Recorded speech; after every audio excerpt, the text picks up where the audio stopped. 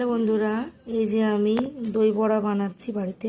বিউলির ডাল ভিজিয়ে রেখেছিলাম, গ্রাইন্ড করা হয়ে গেছে। এটাকে ফেটিয়েছি, আবার এই যে তেলে ফ্রাই করছি। দই বড়াটা ফ্রাই করে তুলে নেওয়ার পর জলে দিয়েছি, জল থেকে তুলে এটাকে দইতে দেবো। দইটাকে মিক্সার গ্রাইন্ডে গ্রাইন্ড করে নিয়েছি, একটু করে গ্রাইন্ড করে নিলে ভালো দইটা ফেটানো হয়। এটা হচ্ছে আমার ভাজা মশলা, বাড়িতে করলাম এখনই আমি। এটা তো হচ্ছে আমার তেঁতুলের চাটনি, যেটা আমি বাড়িতে এখনই বানিয়েছি।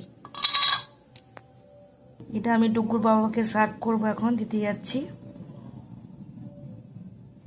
এই যে আমার ডুগু ঘুম থেকে উঠেছে এখন সন্ধ্যাবেলায়, ডুগুর বাবাকে দিতে আসলাম।